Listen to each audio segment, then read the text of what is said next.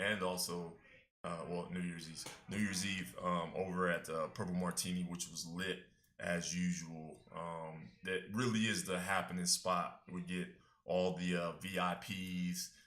We even had the mayor come through one day. Got all the players for all the teams that come through and kick it, man. All of them are just really cool people, man. Just really dope.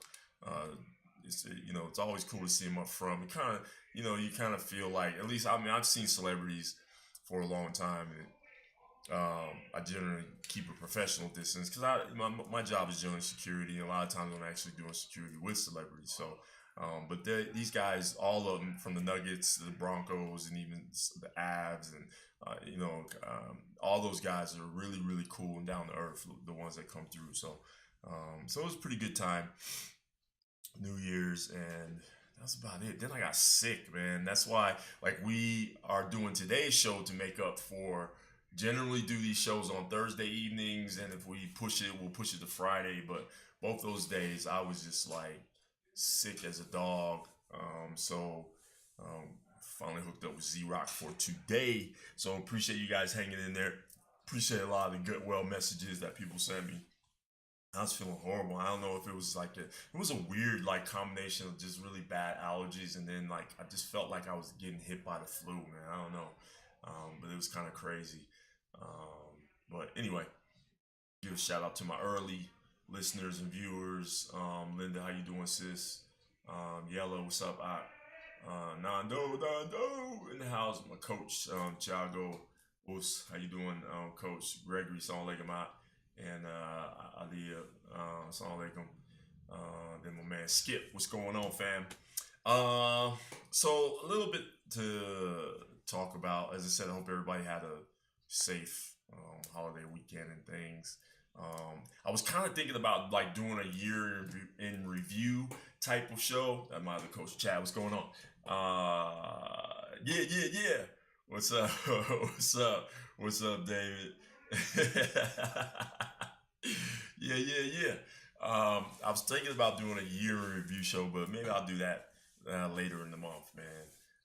There's a lot of things to talk about 2017, man. What was um, 2017 was like a really crazy year for me. A lot of milestones, a lot of things. Many of you, especially know me personally, know that things have just been insane for me since like 2012, and know the backstory about especially my problems with the ex and all this stuff, and the legal issues that came from that.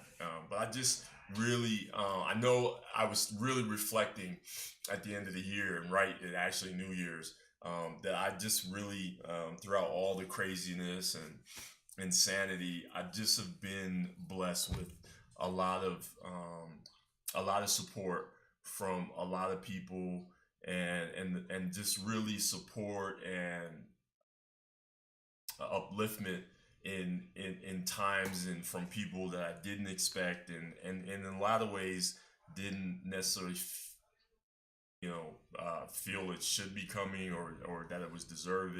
And I just understand underneath that it's all a blessing, and I just feel very blessed. I don't know how many people have had those opportunities to have the type of people and the actual type of opportunities that have been in my life, just not just in 2017, but just in general. But I just really have been reflecting with gratitude on all the people that are in my life. Some of them in a cursory, fleeting sense, they pop in and pop out, but they make sure their presence is felt with a lot of support and love, and I just really feel extremely grateful for all that. A lot of you guys are listening, and a lot of you have listened. A lot of you guys are always, I'm always on Facebook. I almost pretty much live on Facebook, and just I get a lot of love there. A lot of personal messages, a lot of calls, a lot of text messages from people. A lot of people pop up, make sure. I mean, I remember one time I was driving down the street, and somebody like text messaged me. It was like, just pull over wherever you're at, and then like 10 minutes later they were there, and just giving a whole lot of love and support. And I've just been extremely fortunate. With the backdrop of the whole Me Too thing, and and just really kind of the effed up ways that we as men treat women. One of the things that's also stood out for me is that I just have had ridiculous support from a lot of the women in my life, from sisters to friends to colleagues to just, and that's really been extremely important to me, especially with a lot of things that I've gone through personally. So that was another thing. Uh, and so yeah, just really felt feeling like, as crazy as 2017 was, I just really had um, a lot of blessings and just a lot of opportunity. So I'm extremely grateful to all of my friends and colleagues and family and all of you guys who just supported me. The other thing too, I thought was important and really kind of in the backdrop again of a lot of the things that have gone on, especially in sort of a social context and a social cultural context. And someone had reminded me of this, and it was something that my dad used to say, is that, when you walk through the door, the first thing that comes in the door is your character. And that's always been important, I think, for me, in terms of the things that I do and how I walk in the world, and whether I'm walking upright and forward, or if I'm not stumbling. I'm always aware of how important character is. It's how I judge a lot of people, and try to judge a lot of people in the context of what their character is. I think that speaks loudly. And so I have found that when I've been in situations where a lot of the talk about me has been kind of messed up or not true or lies or just negative, and some of it true. I can be an asshole. But the most important thing has always been to let my, because I obviously I can talk, right, and I'll defend myself in a minute. But a lot of times, especially recently, I've just learned that character is the thing that really speaks the loudest. And I've seen that from others. I've learned that from others, and I've learned that about others. And so in both good and bad sort of connotations. So that's an important thing. And I think it's important for us as a people, collectively, as a culture, um, and through all the things that knit us together, that it's important that we sort of encourage each other to refine and perfect and purify and clean and improve, and make better our character. I think that's maybe a theme I'll be looking at 2018 with, in terms of how we can improve our character, whether it's as individuals or whether it's in some way as a collective. I think that's the most important thing, is putting forth a good character, because that's that thing that stands in front of you. All right, get off my soapbox. So a couple of things we're going to talk about today. We don't have a whole lot of time because brother got to work and pay the bills. But obviously, I think Z Rock, we're going to start out talking about yo president. Yeah, we'll talk. Obviously, going to talk about. We're always going to talk about him, man. As long as this fool's in office, for sure. Um,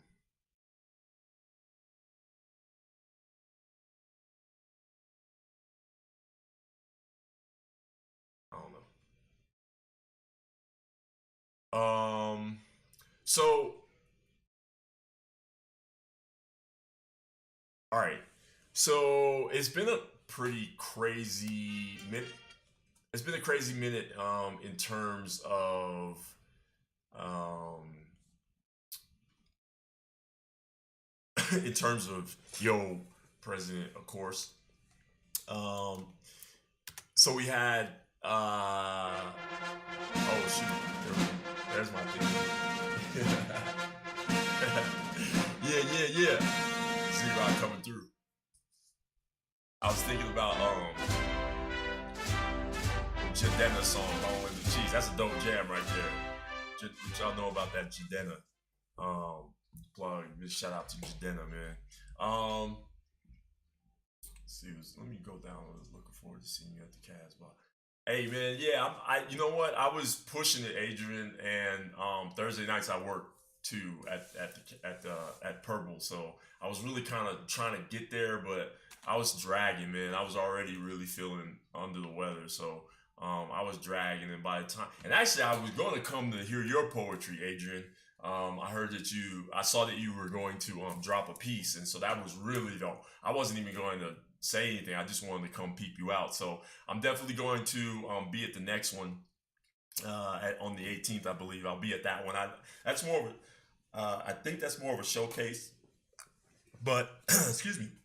I think that's more of a showcase, but I'm gonna be at that one anyway, and going forward, be popping in there. So I look forward definitely to hearing you, man. But I appreciate you hollering about that, man. Sad I missed it. I heard it was fire, man. Heard people really brought it. So that's what's up. What's up, Mike? Kendra. Hey, it was good seeing you over the weekend, Mama. Jared, what's going on, Pam? Darren, Big Bear. And there's the coach Breezy. How you doing, sis? Who else? Taufik, Assalamu alaikum. Then my nephew Tarek, Assalamu alaikum. How you doing? Let's see. Who else did I hope I didn't miss anybody. Anyway, all right. So speaking of Yo President, so one of the things, and maybe not exactly, well, it's certainly connected to him, is your boy Sessions. Sort of peeling back the Obama policy of being hands off in terms of marijuana enforcement, in terms of drug enforcement, and this is something that it was interesting because it's one of the things that Trump didn't really make a big deal about in terms of his campaign. But I think most of us kind of understood he probably would do that because simply it was an Obama, because there was an Obama policy put in place in terms of not necessarily a mandate. You could call it a mandate, but it wasn't really a mandate. But in terms of a recommendation to the Department of Justice in terms of how they should go about enforcing drug policy and drug laws, given the fact that states would pass laws making the use of marijuana legal in whatever way, whether it be medical and or recreational or both. And so I think a lot of people expected Trump to roll this back simply not because of a position on drugs, but simply because this was an Obama policy, and he's obviously on this bend of peeling back whatever Obama has laid down. So, but here's my take on it.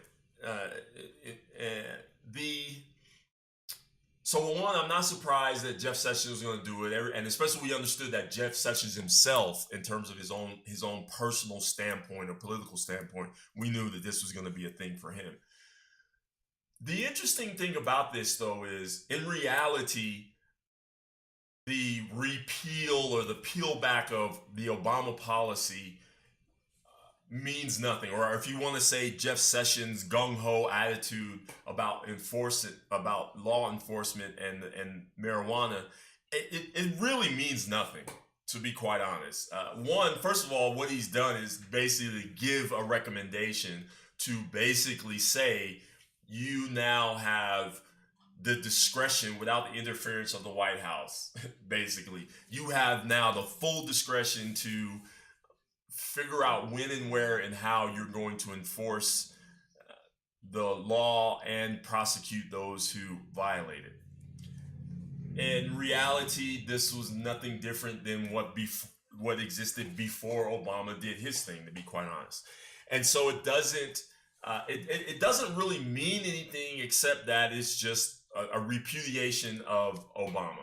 But in terms of what it means for the marijuana industry and throughout these different states that have legalized it, it really means nothing. Certainly, you could have maybe an uptick in terms of prosecutions, who knows? But the reality is, it means nothing. The states will still exercise their prerogative to enforce or not enforce. It serves the donors again. It serves the donors in the fact that the industrial prison complex. Yeah. It's. I mean, I'm telling And you. that's the real issue. The real issue is not marijuana. And look, from a personal standpoint, I don't have a dog in this fight. As a Muslim, I don't really support the use of drugs in any way, shape, or form, or narcotics or whatever. Um, and that, but that's that's my personal standpoint. I don't care whether or not it's legal or not. I do care about it in the sense of how, and as Xerox pointed out, how it plays out in the realm of criminal justice and imprisonment and incarceration. Because here's what's interesting: when as states legalize this, you're going to have a lot of people who are in prison on marijuana charges feeling really messed up, and most of those people are people of color. And the one thing about California specifically is that they are actually putting in place policies and laws to repeal what some of the prosecutions and convictions for marijuana that people have gone through. So they've sort of looked at it a little bit more holistically, if you will. If we're going to make weed legal, we probably need to look back at what we did in terms of the legalities and in terms of incarceration. And a lot of the proponents of this, including politicians, have made it clear that the prosecution of people of color has gone, would just blow up like wildfire in terms of especially marijuana enforcement, marijuana laws enforcement. So there seems to be some sort of trying to even it out or make amends. I mean, not in my opinion, is making amends, so to speak. But this is what really the issue is. What Jeff Sessions is doing is not necessarily repealing or slapping down Obama or ratcheting up law enforcement and reestablishing the rule of law. In fact, that rule of law is really code for let's enslave more blacks in the prison system. It really is just that simple. There is an interest and if not an economic need to have black people locked up. The idea is that, and this stems from slavery, when you have people that you enslave that you've already dehumanized, that you don't consider them humans, when you don't enslave them anymore, you still have the dilemma of what do you do with them? Because you don't see them as human. It wasn't like as soon as Lincoln passed the Emancipation Proclamation, all of a sudden, oh, they're human beings now. That did not happen, and to be quite honest, it has not happened. And so there's this dilemma. It's like, well, so what do we do if we let the animals out of the zoo because we don't have use of the zoo? What do we do in place of the zoo? And what we've done is just said we'll just build a different type of zoo. And so there's a need because there's still black people around and there's still this institutionalized idea in our society that these black people are not actually people. And there you can hear it in the language, you can hear it in, the reality that people are so clueless about the black experience comes from the fact that they don't think that they're people. So there's not a familiarity. And when you look and you see that here's a human being and the only difference is the shade of their skin color, if you can't find a familiarity with a human being that's especially in close proximity to you, the chances are it's because you don't think they're a human being. It's not that they it's not that they live in the hood and we don't go down to the hood or they don't come down to the suburbs. Certainly those are factors, but the things that drive those are that people don't really see themselves as the same.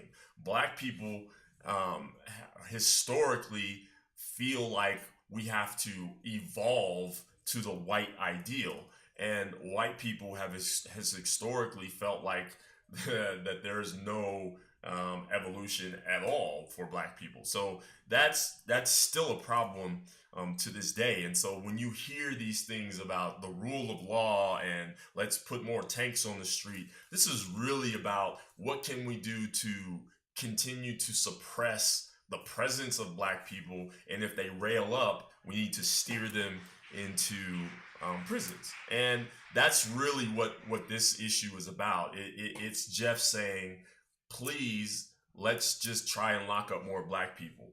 The president said it when he had that big old speech in front of law enforcement, a bunch of cops, where he was like, you guys should, really do more to, be a bit more aggressive and really, beat up guys. And so when you're putting the guy in the car, you should go ahead and make sure his head bumps on the, roof of the car. Like really, be rougher. These are all things they say. Just continue to do what you can to lock up black people, because we don't know what to do with them. Right? We don't think that they all they do is run down neighborhoods and we will come and take them over. We're finding out that's what's happening in Denver, especially in the 5 Points area and the east side. We come in under this sort of guise of improvement, but really what we're doing is we're doing a replacement. And there's no really care about where they go. We just need to come in and make the place better, and that means by removing the people that are there. So that's really what the issue is with this the marijuana policy repeal by Jeff Sessions. It really is just more how much wider can we fling the doors to lock more people up. The thing is, I don't know that it will. I don't think it's going to be effective, and I think that there's going to be some backfire, which a lot of Republicans are now trying to really address, because they know that with the election season coming up, whatever Sessions and Trump does, it speaks to them as Republicans, and these are guys that love to smoke weed as well. So there's gonna be a little bit of pushback, absolutely. In with that regard. So we'll see. More and more states will, it'll be interesting to see which batch of states is next in legalizing weed. I looked on the map and I really can't figure it out. I knew it would be the West Coast, and that's pretty much done. But it'll be interesting to see which next batch of states decide to go ahead and throw that on the ballot for the election. Beer.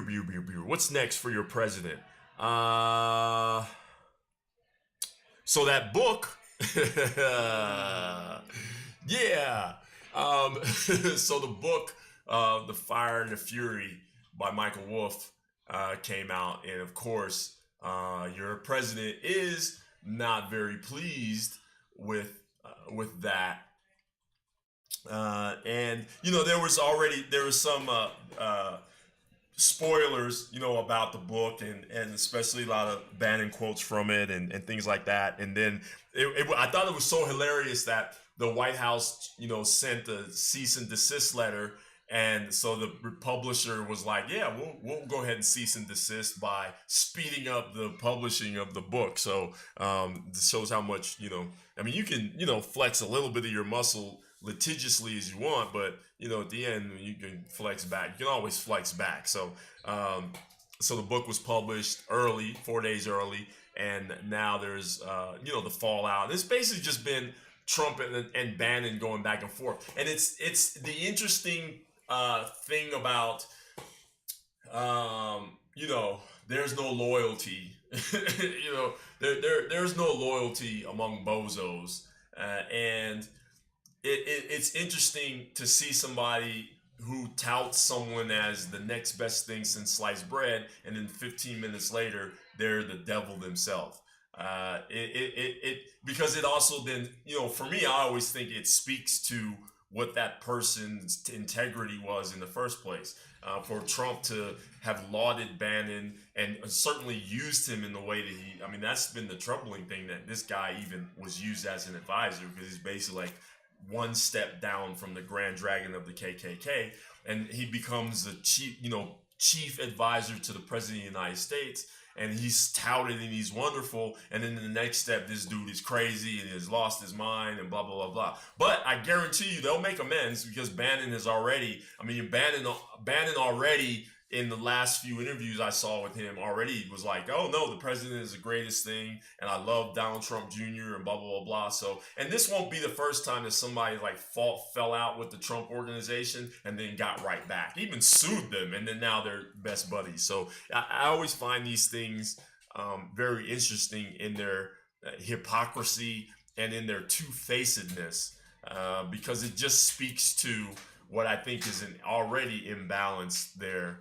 That's there in the first place. And speaking of imbalance, Z-Rock, did you hear about that? Your president is already, the word on Capitol Hill was always, has been for the last year, this guy's actually crazy enough that we might have to boot him out. There's been issues that people wanted to impeach him and boot him out of office, but they literally have been talking about this dude is nuts. And they've had some renowned psychologists come in, Republicans have had renowned psychologists come in and give their sort of armchair evaluations, and at least we can admit they're armchair evaluations, and they've been like, look, this dude needs an actual evaluation because he's bonkers and he's a problem and he might push that button. And so I thought it was interesting that I don't remember any talk like that about a president since Reagan, and that was when he was suffering from Alzheimer's. And it wasn't even I was surprised. I was always surprised that we knew this guy was suffering from Alzheimer's, and nobody was like, we need to get this, the talk like it is about Trump. We need to get this dude out of the office, the office of the presidency. Even now when we talk about Reagan, there's this love affair with Reagan and this nostalgic hug and kiss affair with him. We forget that this dude, first of all, he was a politician, and he was backhanded and underhanded, and then at the end he was severely suffering from the effects of Alzheimer's. And being protected by Nancy. So we throw those things out the window. We think this dude's, from a GOP and conservative standpoint, he is the epitome of what their theoretical, political standpoint is. So I hadn't heard talk like that, since Reagan. But now, people have been apparently, and a lot of this is coming from the Trump book. But that this is the word, this dude is bonkers, and we need to think about contingencies. We need to think about contingencies and the 25th Amendment and all this. What can we do? A bad episode of Star Trek when they gotta, relieve the captain of his duties, So I thought that was an interesting thing. And then, leave it to your president to then, of course, chime in and just with the dumbest tweets ever, it seems like I haven't narcissistic. I'm so smart. I'm smart. Yeah. I told you before, there's a few people I notice who are the epitome of narcissism. My ex-wife is the epitome of narcissism, and Trump is the epitome. These are textbooks examples of what narcissistic, abnormal personalities. I think we all have some narcissism in us. I do. I know I do. It's part of surviving. Yeah. If you've taken a selfie, you got some narcissism. Trust me. If you created a Instagram account or anything, if you post a tweet thinking that people should actually read it, that's an example of narcissism. But I think that's healthy. These people are Trump is the off the chart narcissist. And of course, he's going to defend himself and use the most idiotic examples to show that he's smart. And literally type, I'm pretty smart. I was who does that? He says it all the time. I'm like pretty I'm pretty smart. Really, dude, that you're actually going to type that? But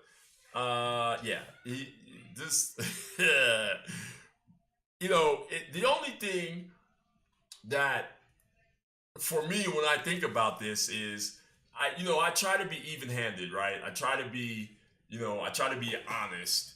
And it's like I'm like, but we elected him. You know what I'm saying? Like we can talk crazy about this dude. And look, there are some things that I admire about Trump.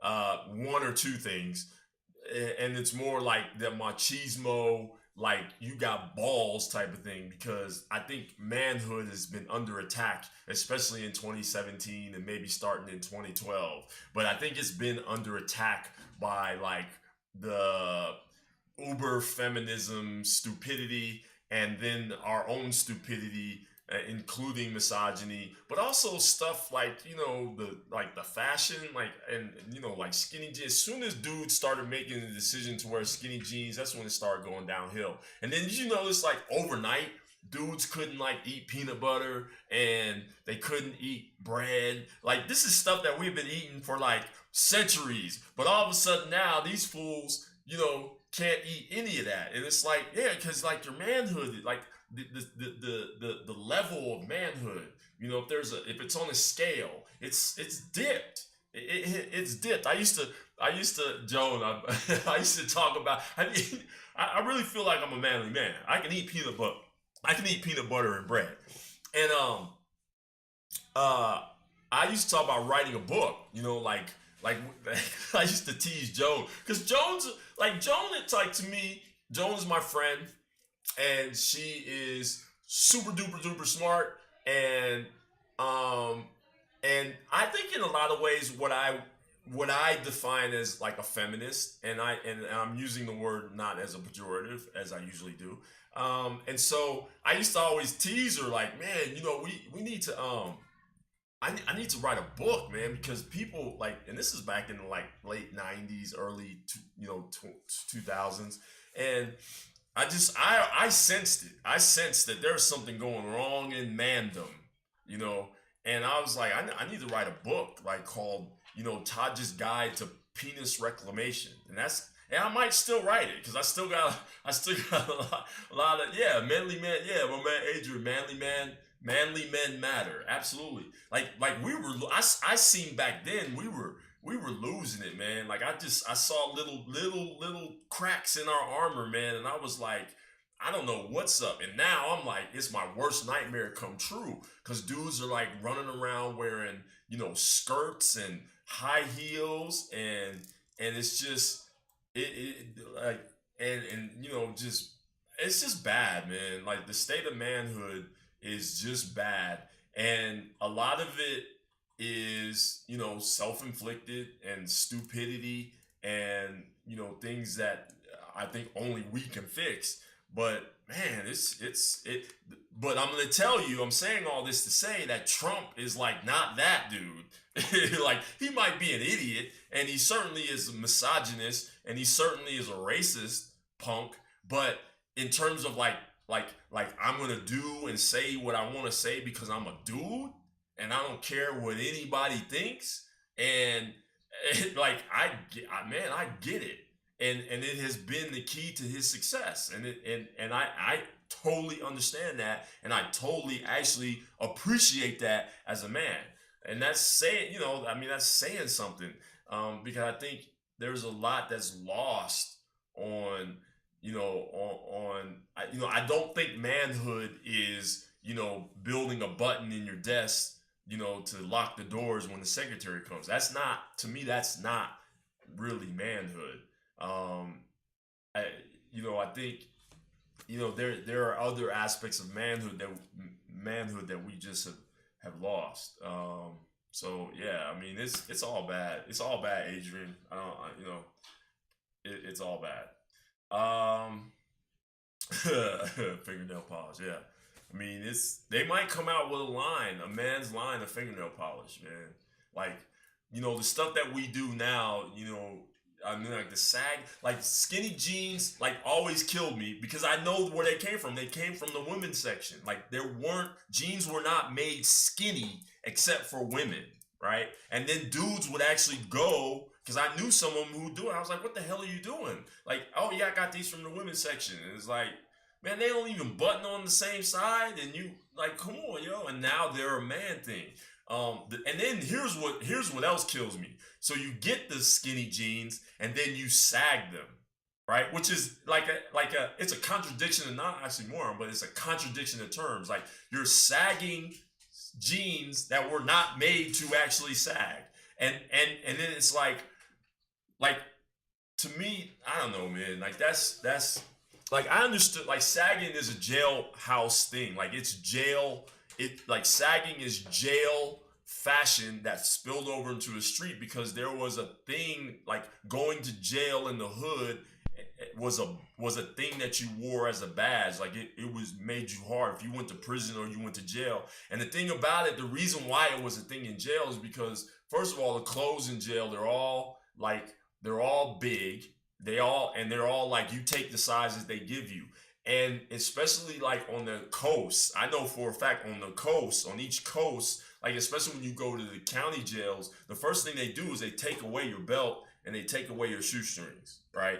And so you got these pants, if you're wearing your pants, you get used to wearing them without a belt, without and or if they have the old, elastics, then you end up wearing them like that for months or maybe a couple of years if you're in the county jail. And then if you go to prison, that extends. And so you get used to wearing your clothes like that and you wear them like that when you get out. And people see that and they're like, yeah, you've been to jail. These other tales about where sagging came from, those are all like old wives' tales or, like, oh yeah, they do it to advertise their homosexuality, blah, blah, blah. That's BS. That's not what it was. It's all jailhouse fashion that became like the norm because people looked up to the idea that if you went to prison, you were a gangster or you were hard, you were a hoodlum, and you were that dude, right? But these guys that are sagging have not even been to juvenile detention yet. They haven't even been to like high school detention. Right, so they're sagging skinny jeans, yo, and then it's like, it is so dumb, yo. It's so stupid looking because now it's an aspect. Like if you ask them why, like why are you doing that? They don't. There's no reason.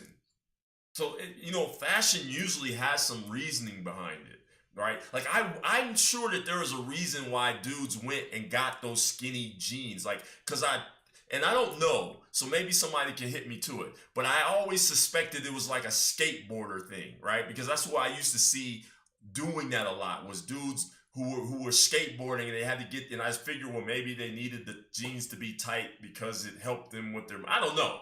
I don't know. Like I know, like when you see dudes with the one pants leg rolled up, and that's a fashion statement. He must be from the East Coast. That's from riding bikes. You know what I'm saying? That's from being in a place where you go everywhere from riding the bike. So you roll your pants leg up, and it's it's your right leg because that's the side that the bike chain is on. So you don't get your pants leg caught in the bike chain. So that's where that comes from. So there's always reasoning for fashion, right? So if you ask a dude now who's got like Jolly Ranchers hanging in his braids and he's got like fluorescent yellow tight ass jeans and he's sagging them to show off his polka dot Joe boxers, and you're like, so can you tell me why you're doing that? There's no explanation except that it's gang whatever. And then you're like, man, like it makes me want to like punch you in the face, yo, like really. And that's because that's like you're like a dude. You're like a dude that's doing something for no reason except to look clownish as possible. And this is a reflection overall of just manhood in general. So that's my rant anyway. And I hate mumble rap, but I love hip hop. So I got like a love-hate relationship with mumble rap because I'm clear. Look, some of these dudes now, like from a fashion standpoint, they look like straight clowns, right? But I have to be honest. I'm honest. And when you go back and you look at like Grandmaster Flash and the Furious Five and their promo pics, yeah, it was same thing. Same thing, yo. Same thing. Cats was looking like clowns. The pioneers, yo. The ones that when we listen to mumble rap and we say, man, we really miss those days. Dudes was looking like clowns. The polka dot movement was not cool. What Cameron did with Pink was not cool. Like we made mistakes in our classical days as well. So let's be honest about it. So I have a love-hate relationship with the music because it's still part of hip hop and it's still part of the culture. And I just wish they didn't do things like, I wish they didn't, drink syrup all the time or drink lean. Like, that's just the most stupidest, because that's hip hop now. You know what I'm saying? To drink, narcotic cough syrup. And you got to put Sprite, and you got to, of course, put Jolly Ranchers in it, because that's what Negroes do, man. That's why our vodka, like all the vodka flavors, taste like candy, because they like, oh yeah, we can make black people drink it by putting candy flavors in it. I remember, Z-Rock, when Peach Ciroc came out, it was like a national holiday, man. Like, people knew the date. I remember it was like, I want to say it was a day in April. Like, I want to say April 16th. Somebody look it up. Like, April 16th, and it was probably like 2010. Somewhere in there, like 2010, maybe 2011, the day that freaking Peach Ciroc came out. It was like a celebration. And I was like really? Like, that's what we're doing now. We're celebrating the fruity deliciousness of alcohol as a black holiday. Cause they, the liquor industry was doing that. Like vodka purists laugh at the fact that there is French vanilla flavored vodka. That's the dumbest mess ever to them. You know what I'm saying? But the liquor industry understands we can market to people of color by putting now laters and Jolly Ranchers in and make it taste like dessert, and the Negroes will drink it. But the purists, they drink vodka straight, man. I remember, Z-Rock, one time, there was I'm trying to remember the drink, but it was one of the cognac, whatever drinks, and it came out with its own limited edition bottle, but it had a do-rag. it had a do-rag, that had the label on the imprint sewn into the do-rag. It was a limited edition do-rag that came with the bottle, and I was like, it doesn't get any.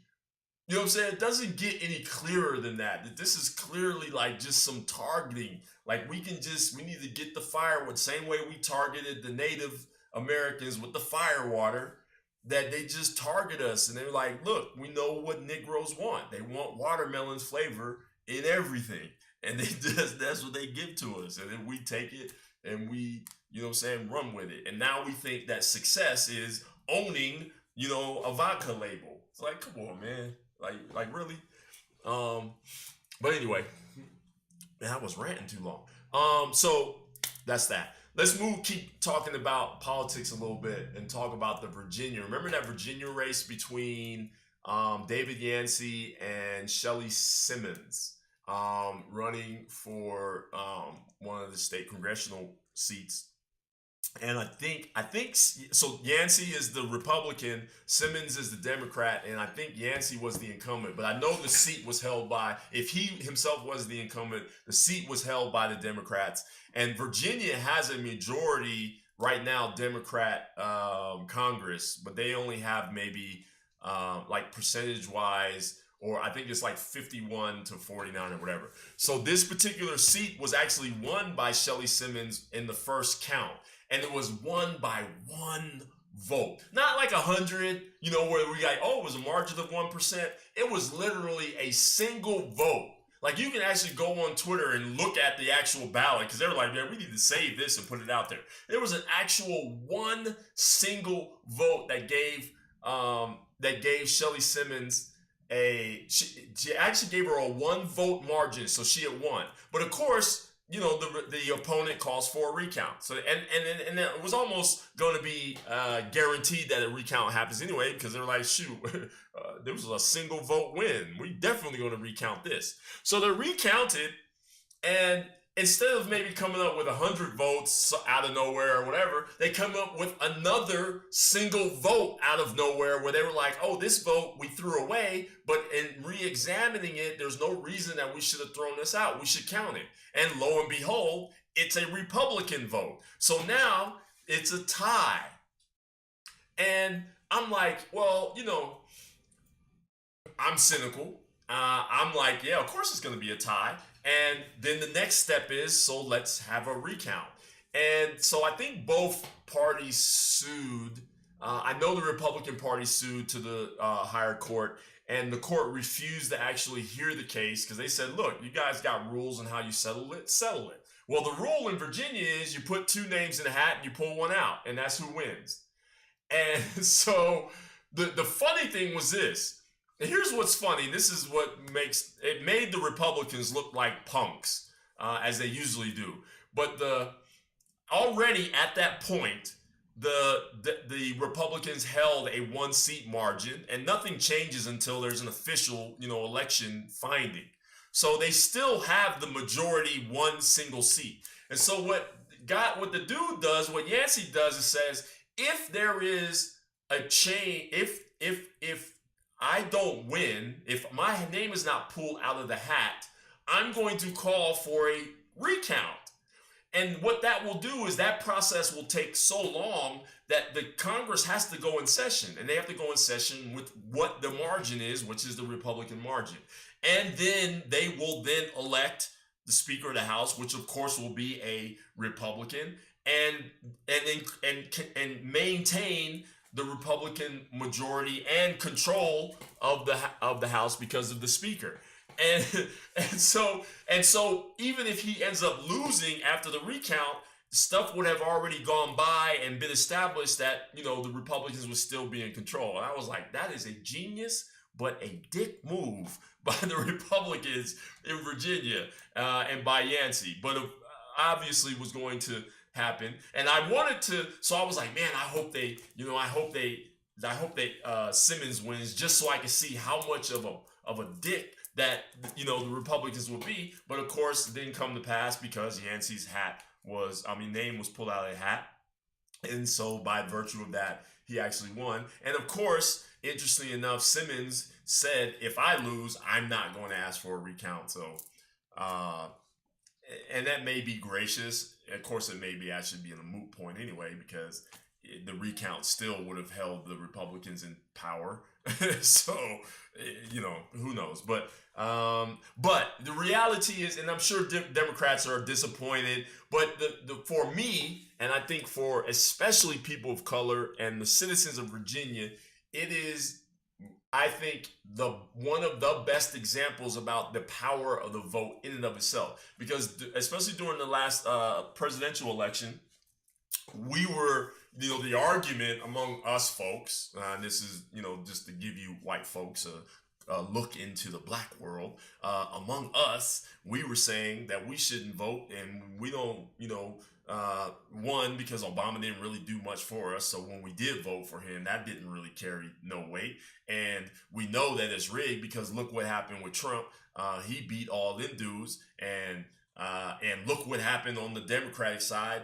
Hillary dogged out Bernie. So why should we vote? We should just stay home. And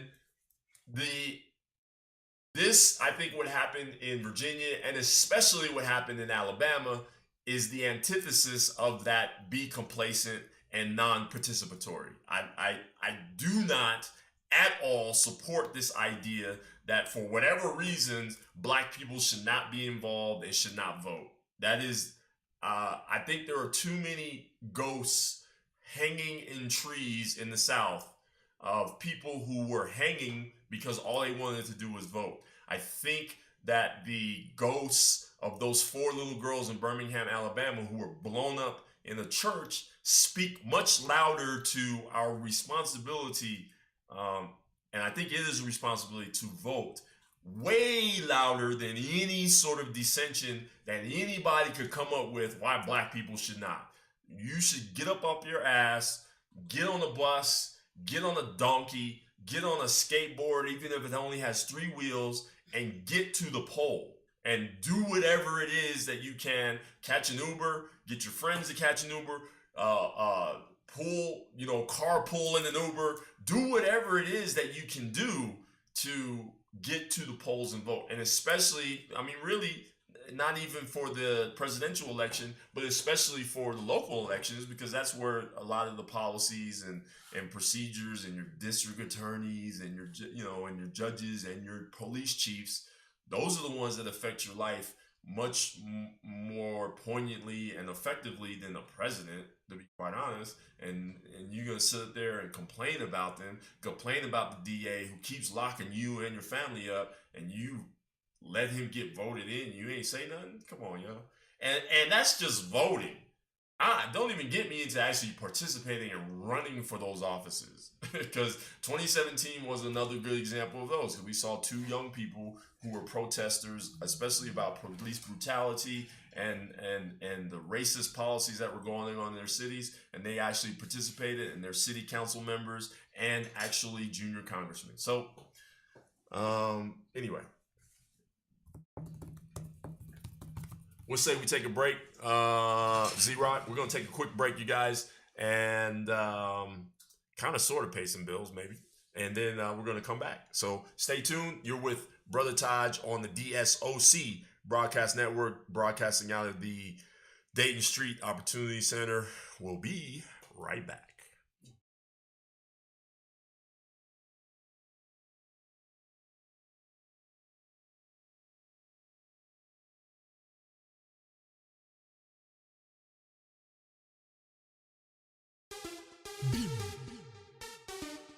It's another one, yeah. Yeah. Limbo again. Bim Nation. Oh, na, na, na. Oh, na, na, na. Oh, na, na. Stone boy. Yeah. Oh, na, na, na. Oh, na, na. Girl, you got to know. You gonna be my wife. Be my wife. Yes, you got to know. Now you are gonna make my wife. Gonna make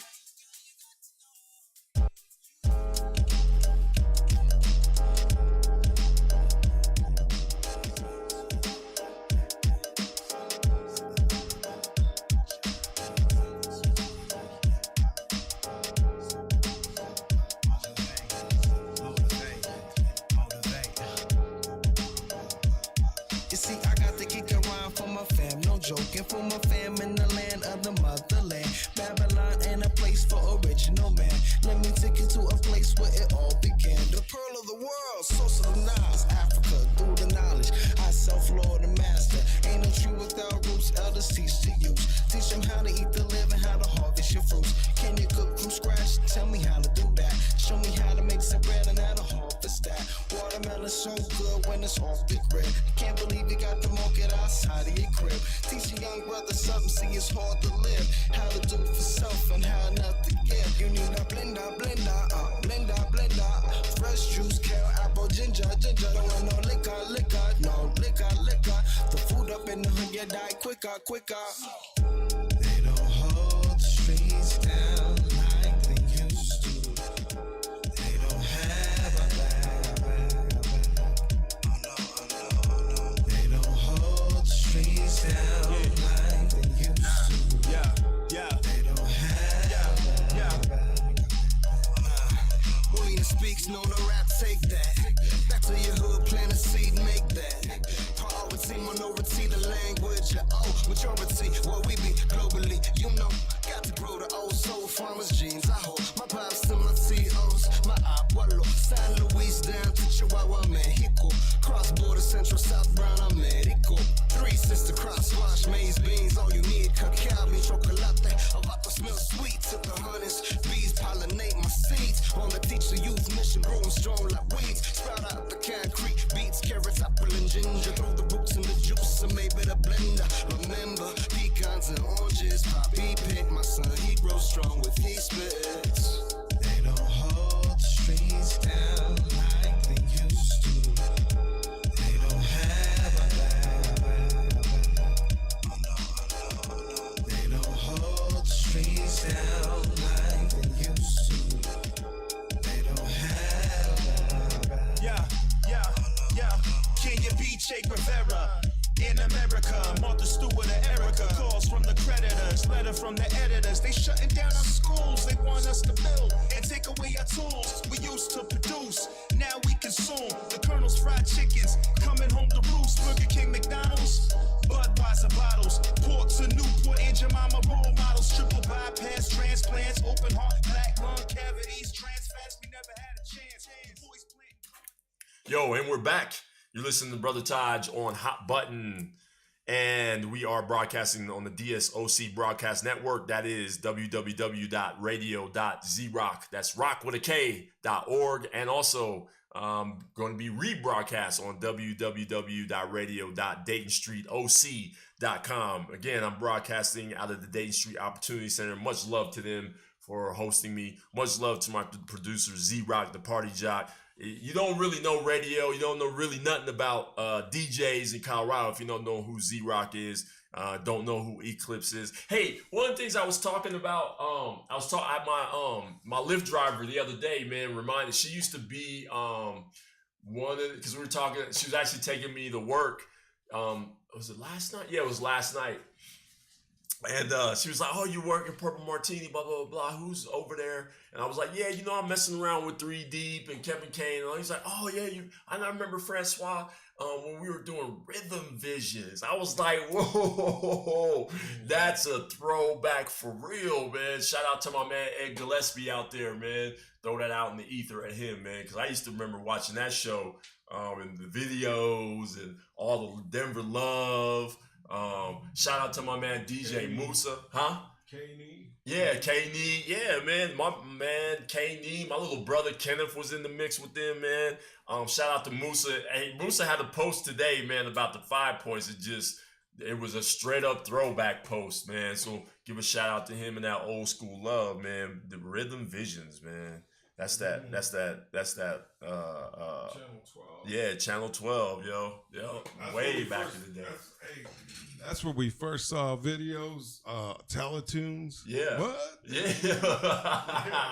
Yeah, that was a straight up throwback. She was like, I know Francois don't even, like most people know Francois, Baptiste, they as the promoter. He's the promoter, and he's always hooked into the dope artists that come through, and a lot of the younger, more popular artists that come through. So he's like, he's the promoter dude. They don't remember him from the old TV show when he was just starting out and throwing them parties, man. But yeah, that nostalgic throwback right there, man. Rhythm Visions, Ed Gillespie and company, man. That's what's up. Let's talk about a little bit about sports real quick, man. First of all, so let me turn my hat around, man. Yeah, because we represent the Steeler Nation up in this joint, man. I've been a Steeler fan since 1975, when I was 15 years old. I'm kidding. I was 5 months. No, I'm kidding. Anyway, I've been a Steelers fan since for forever. Back, Terry Bradshaw, of course, but Rocky Blyer and Mean Joe Green and Franco Harris and Lynn Swan, John Stallworth, Jack Lambert, Jack Ham, all them dudes, man. Terry Gilliam, not Terry. What was Gilliam's name? Ron. It was a Ron Gilliam. Ron Gilliam. Who else, man? I already said a lot of them are just in the repeat, but the Steel Curtain days, back in the days when Franco. I seen Franco at the I saw Franco Harris at the Denver, Democratic National Convention when they had it here in Denver, when Obama was nominated. And I was at this was at Mile High, and I was going to get a pretzel, and I ran into him getting a hot dog, and my camera, I had taken so many pictures, and I was like, and it was funny because I don't think anybody recognized that it was him, right? Or if they did, they just were too nervous. And I was like, oh, that's Franco Harris. And I kind of kept a respectable distance, and no one came up to him, and he just got in line, stood in line, got the hot dog, was getting the fixings for it. Nobody said anything. And no one gave it to him for free. And I was just like, I said, man, I'm about to ask him for a picture. And I went to, check my camera, and my damn batteries were dead, man. That was when the digital cameras, the batteries would last all of 15 minutes. The regular batteries, it would be 15 minutes. And I was so mad, man. I was so upset. But Yeah, I'm a Steelers fan for real. There's a lot of things I don't forgive my ex-wife for, and one of them is that she stole my terrible towel, man. So I gotta get it. If anyone has a spare terrible towel, you can help your boy out. Or my birthday's in literally 2 weeks. My birthday's in 2 weeks, January 21st. If you wanna, show mad love to your boy, terrible towel. I'm gonna post it on my Facebook. You wanna give me a gift? It don't gotta be jewelry. It don't gotta be a gift card. You can just get me a terrible towel, man. It will help replace and heal some of the pain that I'm going through. But speaking of my Pittsburgh Steelers, the reason why I mention this is because we're going to win the Super Bowl. Just want to throw that out there. Want to give another shout out to my man Ryan Shazier. The man got feeling in his legs, man. I really, I'm sure that he's going to recover enough to try again for football. The thing is, though, he'll try because he won't make it because he's too old, first of all. And no one, and be honest, in their right mind will take him. But I know Pittsburgh enough because the Pittsburgh culture is a singular culture. The Pittsburgh culture reminds me of like the DC music culture. It's a special culture. Like go-go music. If you don't know anything about go-go music, you don't know nothing about music. But you also then it means you don't know anything about DC, the DMV, DC, Maryland, Virginia area, because go-go is intrinsic to them. The Pittsburgh culture is about that. Like I've had some glimpses about it. I know people who are like 1 or 2 year players, but they're still connected to the Steelers long after their career is over because that's how the Steelers are, yo. And I know enough to know that they will like bring him into training camp and do that type of stuff and get him. He's going to get healthy enough to pop up in training camp. It won't mean he'll get drafted. It won't mean he'll ever play a game of football in the National Football League ever again. And it's only because of his age. It won't be because he hasn't recovered and won't be able to do it. It'll be for the same reason. Well, not the same reasons, because there are other reasons why they got rid of Harrison. But he will be too old by the time he recovers to the point that he can actually run and put on the suit again. But I'm sure that he will. That dude's willpower, and I know how athletes are. He's going to run on that field again, and they'll bring him out, and celebrate him, and he'll walk out there on the field, and it'll be a wonderful thing. I really feel that, and I hope. Allah knows best, but I just have a feeling that that's how that's going to play out. But man, shout out, definitely going to be inspirational for our run to the Super Bowl. I don't even care if the Patriots lose their little playoff game, and it don't matter who we play. We're whooping everybody that comes. It's just we're getting Antonio Brown back. It's we need a little bit more oomph on our defense. It ain't the defense that I really want it to be, but our offense is really set to score about 74 points in the next game. I really feel sorry for the Jaguars because we finna whoop that ass. It just is that simple. It ain't gonna be close. We had all of our games have been close, and close calls. You know what I'm saying? Nail biters. But this one ain't. It's gonna be 74 to. I give him 13. It's 74 to 13. Okay.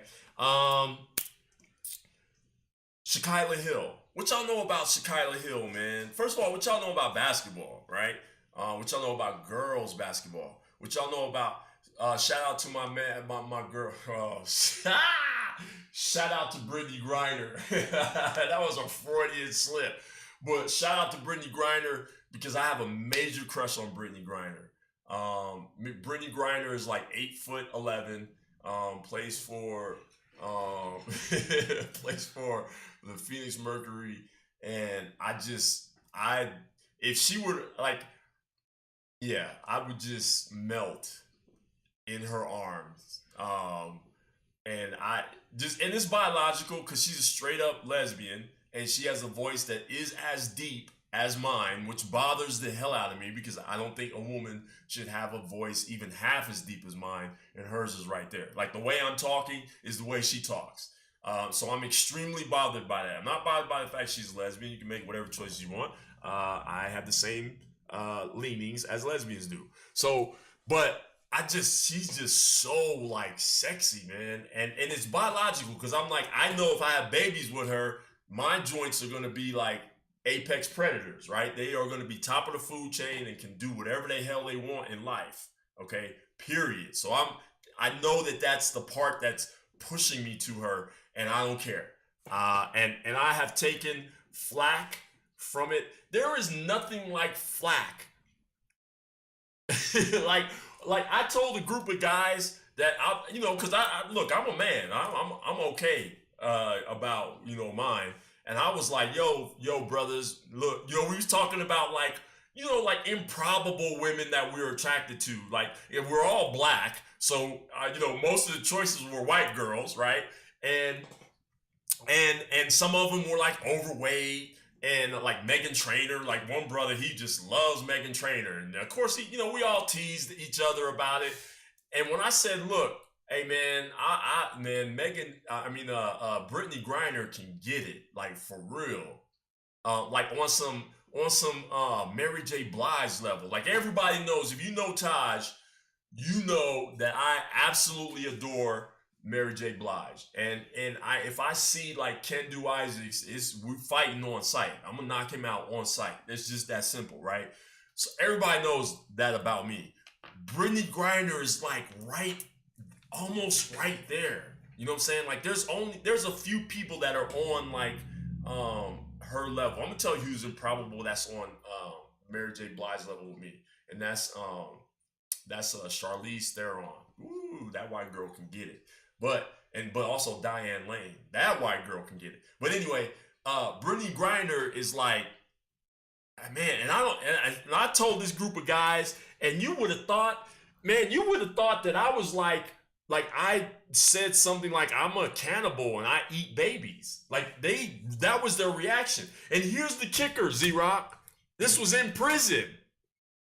This is where if it doesn't matter what female you like, it's acceptable, right? Like you could be like, I like old Oprah with the big hair, and you could actually have a conversation about what cartoon woman is attractive, like Jessica Rabbit. I had a debate, man, with a dude about whether Jessica Rabbit was sexier than Betty Flintstone or Wilma Flintstone. That a debate, my brother, about who was sexier, and I get it because it's prison.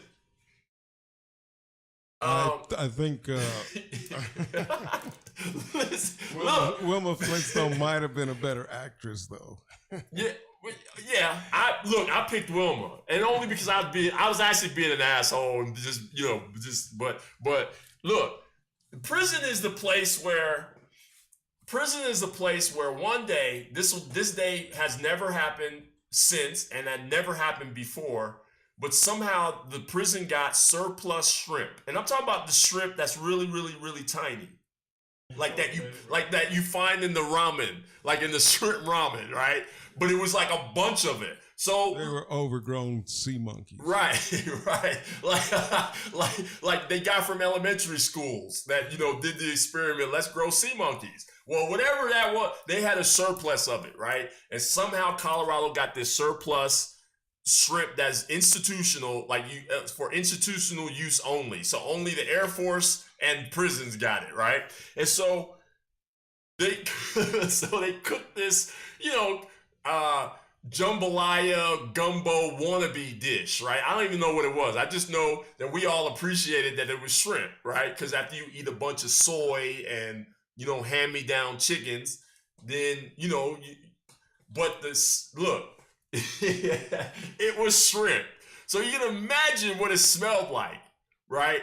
And when you walked into the cafeteria, the chow hall, we call it the chow hall, but for you guys out there, the cafeteria. When you walked in, it was like you walked into an orgy. And I remember standing there fully feeling like, yeah, I've walked into an orgy. And it was funny because it's seafood, but the reaction, and of course we all look. I know I had the physical reaction. I know when I look, I smell vagina, and so I was like ready to have vagina, and I'm thinking I'm in the chow hall, and it's like 300 dudes, and we're all sitting there like, or standing there like, what the hell? Like, this is the worst torture ever.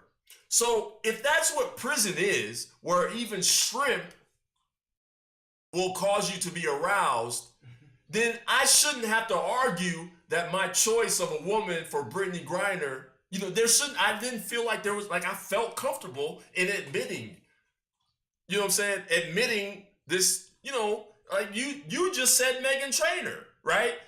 Like, I said Brittany, like, at least, like, look, I'm being honest, I was like, man, at least I picked a woman of color, right? And so, dude, I to this day, they probably still talk about it to this day, man. I'm not even around there, and this probably, it was talked about. The cats was coming to me like, bruh, that weren't even part of the conversation. Like a month later, bruh, is it true that you said that you like Brittany? Yes, damn it. I mean, do I got to get a knife now? Like, is this gonna be a problem? We're gonna have a riot on the yard because I like Brittany Griner? Anyway, back to what I started this with, Shaquilla Hill. So Shaquilla Hill, which has nothing to do with Brittany Griner, not saying she's a lesbian or anything like that. Shaquilla Hill is a college basketball player for Grambling State University. And the reason why I'm mentioning her is because she pulled off a feat that is an amazing feat. An amazing feat in the realm of basketball. What she did on the college level for girls has not even been done on the professional level. What did we say? 32 years? 32 years. Been 32 years since anybody did this in professional men's basketball, and Shaquilla, and I'm sure I'm saying her name right, but we be using words and extra letters and extra syllables and way too many apostrophes in our name. But earlier this week back on the 3rd, Shaquilla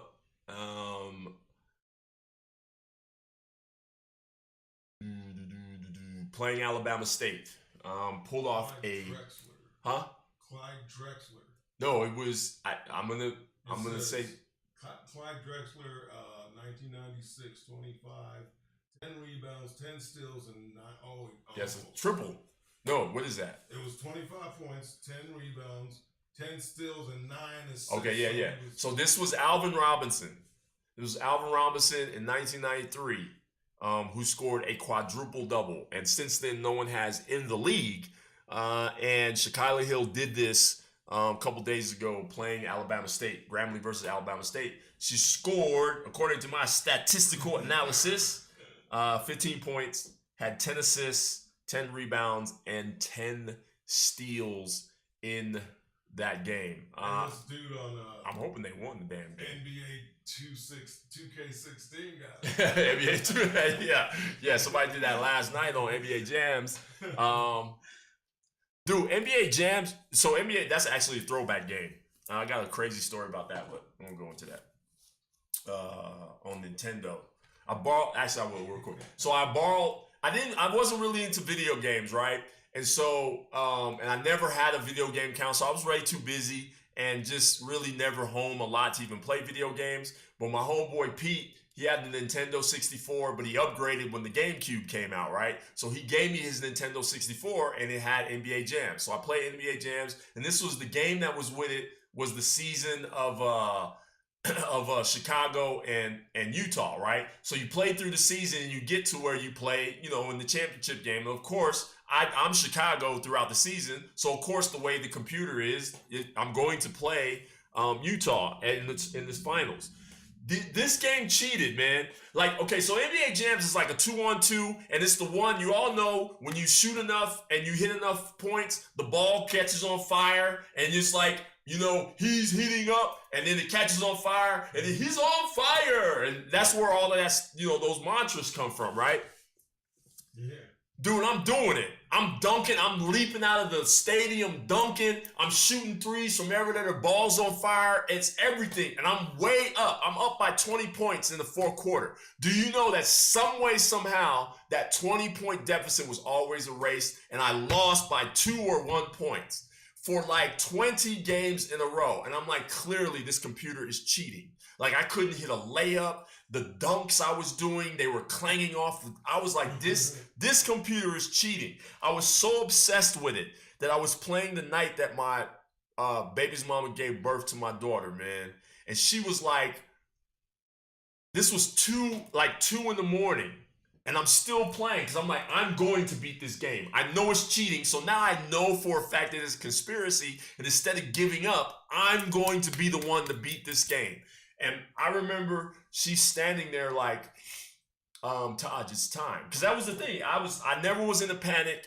My daughter was my baby's mama's 5th child, so she was a pro at this, and she put my mind at ease for a lot of things. And I was like, look, I had the bag packed. I learned how to drive a stick just for this. And so I'm ready. And I'm like, whatever the moments, wherever I am, if it's at work or at home, and you're ready, you just say, I'm ready, and we're out of here. And she was like, I'm ready.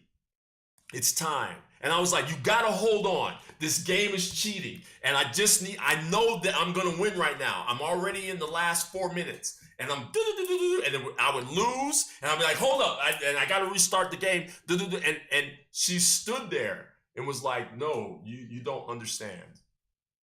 It's time.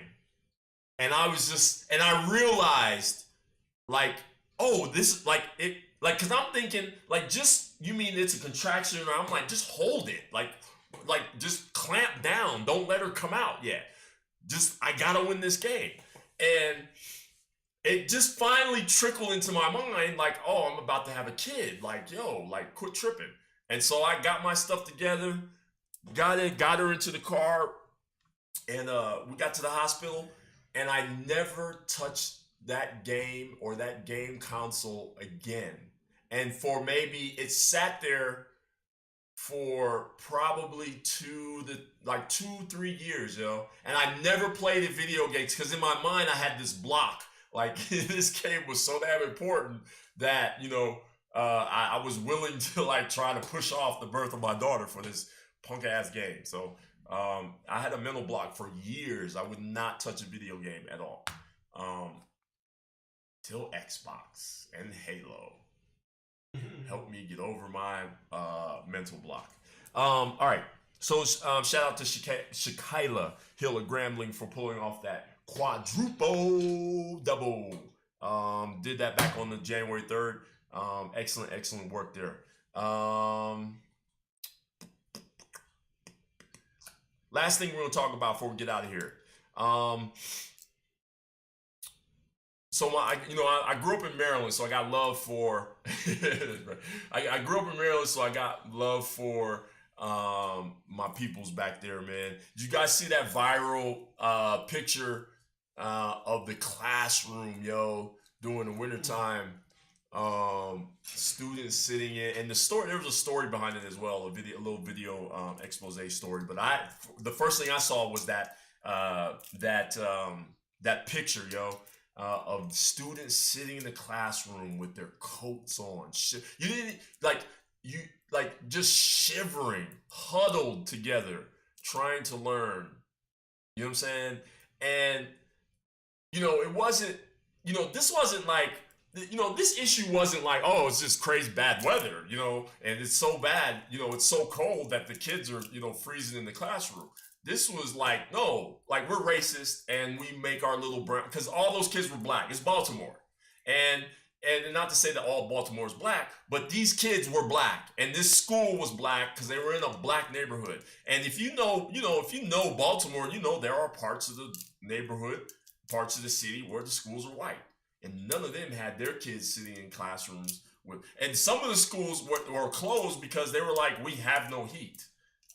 And some of y'all are too poor to even have coats, so we're just going to go ahead and not have school. And it just broke my heart, man. It broke my heart because, yeah, it's cold. Shout out to my man Sterile Line, who laughed at us in Colorado a couple of like last week because we had a little bit of snow. Ain't no snow out here now, kid. Just for your information, laughed at us about the snow because he moved back to New York and they was having a little bit of warm weather. And I told him just wait 2 days because one, our snow will be gone and you'll be getting yours. And now he's like knee deep, like probably a human Jamaican Rastafarian Brooklyn Ice Cube right now. You ever see an Ice Cube with dreads? Yeah, that's what's happening over there. But anyway. The weather is bad over there, but it's clear, like when you see this, or like when you see the picture of the Detroit classroom where the kids, there's mushrooms on the wall. You know what I'm saying? Like big ass mushrooms growing out of the wall. And you're like this is clear. Like when you hear, like for me, again, when you hear these arguments about racism, like it's really Obama's fault. He's the one that stirred all the trouble. Trump didn't start this. Bannon's not responsible for the racism. It's Trump. Or you hear, a lot of the arguments about, well, it's really, black people shouldn't cry about racism because they got black on black crime. Maybe they should not do drugs. Maybe when they, when the police tell them to stop, they should stop. Like all of those arguments that are just, first of all, they're weak as hell and they're horrible arguments and they're racist and uninformed, if not both. But it just, if you know anything about redlining and how we draw districts, if you know anything about the history of desegregation, even despite the fact that desegregation became like a rule of law, but again, it's left up to the actual neighborhoods and schools to actually do the desegregation, which left up to them, they're like, psh, we ain't doing nothing. And then you redline, and based on your redlining, you dispense funds. And guess who gets the funds? It ain't the places within the red lines that are black or brown. Then, we have these instances in the greatest, most technologically advanced, well, not most, because I think China and Korea have that, because look where we get our Samsungs from. But this type of country, the lone superpower, where our kids are freezing in classrooms and their classmates are mushrooms. Like, this is not cool. This is like, you can't, there is no greater indication of the problem with racism. And I don't care how much you want to bury your head in the sand. I don't care how much you want to deflect and say it's really the little Negroes' fault that race is so bad, or that their own conditions are so bad that they really should do better. Stop peeing in the elevators. They need to stop tagging up their walls. Blah, blah, blah, blah, blah, blah, blah. Right? No matter how many times you try to recycle that old ass argument, the same way we say that the monkeys shouldn't start throwing shit at each other. Look. Until we are really honest, really honest, and in a most humble way, where the humbleness is humiliating, until we have that approach to the issue of race and racism in this country, our kids are going to suffer. Our children are suffering. They are freezing. They are going to school to get frostbite. You ever have frostbite and then try to learn your ABCs? It's not easy. It's not easy. Sad thing. I don't know that it's going to be solved either. I think the problem is too immense. And we are too complacent and too stupid and too bent in our own ways to really do much to solve it. I don't know. Someone's got to give over there in Baltimore. I did hear that they were trying to have an overhaul of their funding sort of machine, but that's not going to help these kids with their frostbite this week. That's for sure. But there is a GoFundMe drive. We need heat in our schools under GoFundMe. GoFundMe forward slash, is it the forward slash? Yeah, I think it's a forward slash. GoFundMe forward slash, we need heat in our schools. So if you want to contribute from where you're at, whether it's Colorado or if you're listening from close by there, go throw some money in a GoFundMe that will actually go help. Because sometimes we just got to do things ourselves, man. Tark is so, my man Tark is so old school, man. Yeah. Like Tark is so old school, even though he's like straight up like Libyan. That dude is like old school Denver. Shout out to my big brother. Like Tark is a big, like Tark is almost like if the Incredible Hulk needed a stunt double, that's Tark. Like in real life, like however big they wanted to make the Hulk, like the Hulk is like what, 7 something. Tark is like 7 something. I've never seen a human being up close in my life as big as this fool. But and he's a big old softy too. And apparently says he can cook beef ribs, but he keeps saying that, but I haven't need him to prove it to me. Anyway, yo, that's my time, yo. I want to give my appreciation to everybody for hanging out with me. I apologize for the delay from Thursday to Sunday. I even missed Bad Joke Wednesday, yo. You guys gotta stop letting me miss Bad Joke Wednesday, but I'll try to make it up this week anyway. But I want to wish everyone a happy new year. Well, I'm hoping that the rest of the year is amazingly successful for you. That 2017 has been a building block and a stepping stone into a even more successful and a more building 2018. I'm going to do some stuff. Hey, real quick. So I posted a thing about saving some money. I saved a bunch of ones. I take like every day, take all my ones, throw them in the bag, and let them all stack up. So we're gonna talk about that Z-Rock more about, because we're gonna delve into how the little man can do some investing, right? Investing is not just for the big wigs and the CEO type characters. That there are things that we can do on our level to take the money that we save and invest. The first step for me was saving, and so part of it is paying yourself, learning how to take the money that you're going to generally already be conditioned to pay bills and make yourself a bill, and also take the mad money that's always laying around that's not as useful for anything except to be saved. So that pocket change. So I saved a bunch of ones. I also put my pocket change. I'm gonna post a new pickup later today about the pocket change that I saved over 2017, because that was my goal. 2017 was about saving, and then 2018 we're gonna make moves into investing. We're gonna invest. I'm gonna use some of the applications that we have on our phone for small time investment. And I'm also going to invest in cryptocurrency, where I'm going to diversify.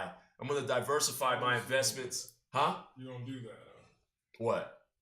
Cryptocurrency. Yeah, we're going to do that. Yeah, I'm going to walk through it, and I'm going to take you guys with me so you can see it firsthand and see how it grows. And all these little different things we're going to diversify. And it's not going to be anything complicated. I'm going to do it make it as simple as possible so that anybody can do it. And we're going to make moves. 2018 is going to be about making moves, man. So we're going to do that. Look out for my picture. I'm going to repost it on the hot button page that I have on Facebook, as well as my own page, and then post one about my pocket change. And then we're going to give you an update on that. And because my next step is to actually count my money. I have not counted my ones, and I have not counted my pocket change. I'm almost to the point where I'm going to count it. So my first step, I think I'm going to count my ones. So the next episode will be counting the ones with Brother Taj. And then we're gonna take little baby steps, man.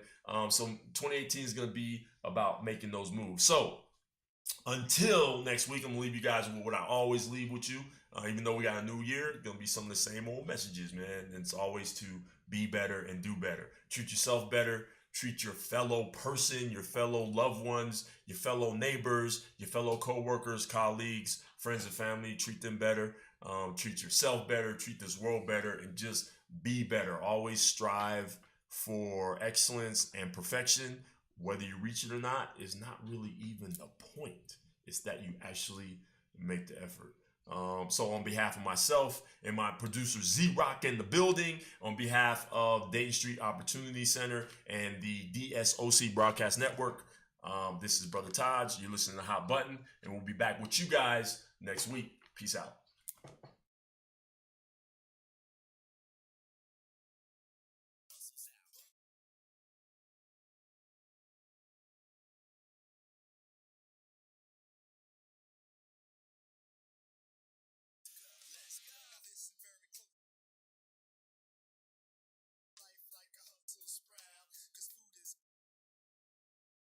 Eat a healthy meal and feel good inside, cause only when we're healthy are we truly wealthy. Take care of yourself and then you can help me. Like Cool Rock Ski, I need to lose a few pounds, but I really love myself and that's what really counts. We're the hustle sprouts and we're sprouting out. To all our friends that were shouting out, yo, let us let you know, let there be no doubt that we got the clout to work it out. We're the hustle sprouts and we're sprouting out. To all our friends that were shouting out, yo, let us let you know, let there be no doubt that we got the clout to work it out. We're working, working, baby. and it's working. Yeah, we're working. Because nobody's perfect. Yo, I try to eat right, I try to eat light. Me too. Really chew my food and savor every bite. But sometimes I'm a splurger with a single cheeseburger. I order with extra fervor, then I overtip the server. Cause eating a healthy meal is the key to life. And I wanna see you live long, you know that's right. Cause at the end of the day, what it's all about is survival of the fittest, like a hustle sprout. Hustle sprouts and we're sprouting out. To all our friends that were shouting out, yo, let us let you know, let there be no doubt that we got the clout to work